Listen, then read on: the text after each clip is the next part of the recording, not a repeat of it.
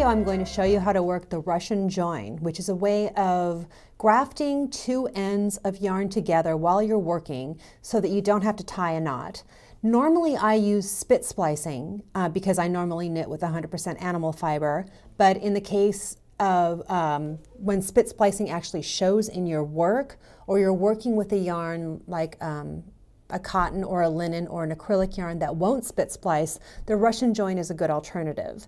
You can, if you're not sure whether to spit splice or to use Russian join, you can try both of them and see which looks better. That is if you're using an animal fiber and you have that option for one or the other. Let's go ahead and take a look and see the finished Russian join. I have this done in the same color, and you can see that there is a join there, but it looks pretty good, and you really can't tell when you're knitting with it. You know, depending on what you're working with, this can be the best way to hide a join in your yarn.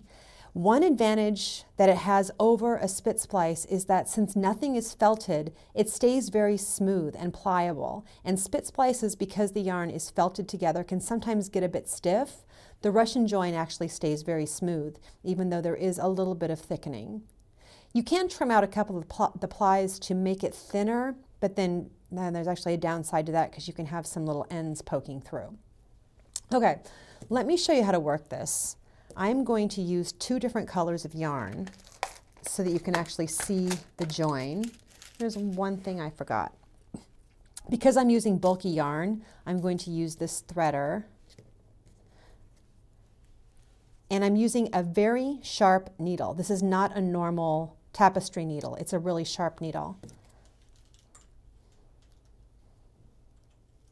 I'm going to get this threaded.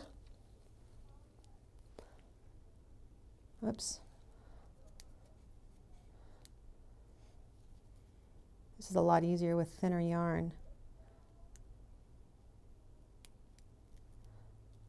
Okay.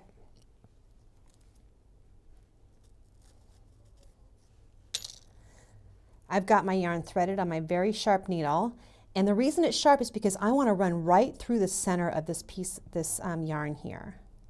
And this we're going to pretend, let me get that out of the way, we're going to pretend that this is my working, this is the tail end of my yarn that's attached to the piece I'm knitting, and I need to attach some more yarn so I can keep going.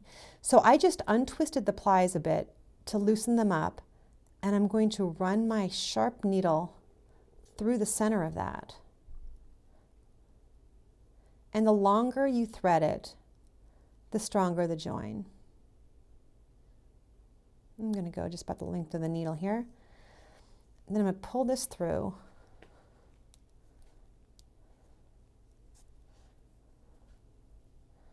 Do not lose this loop on the end.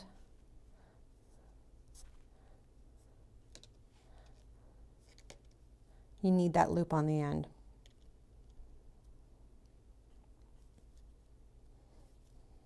Okay, there's the first half of my Russian join.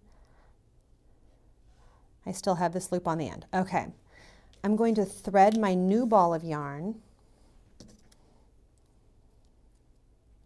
onto this needle.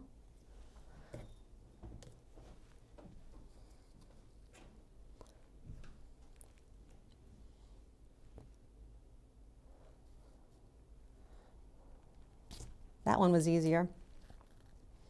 And then I'm going to take my new ball of yarn on the needle and put it through that loop that I made with the first half of my Russian join. And then I want to do the same thing over here. I'm going to untwist the plies a bit to loosen it up so that I can run my sharp needle through the center of the plies.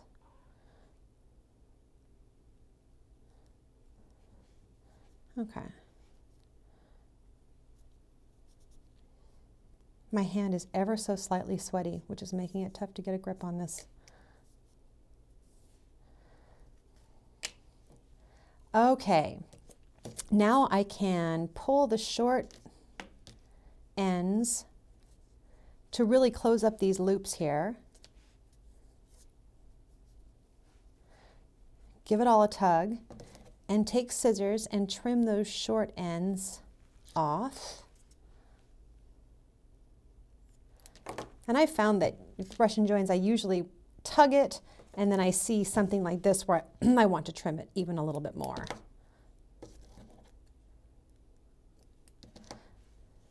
Okay, oh, look at that, I want to do that one too. Just like with spit splicing, I could probably fuss with this all day. And there you have it, that is the Russian join.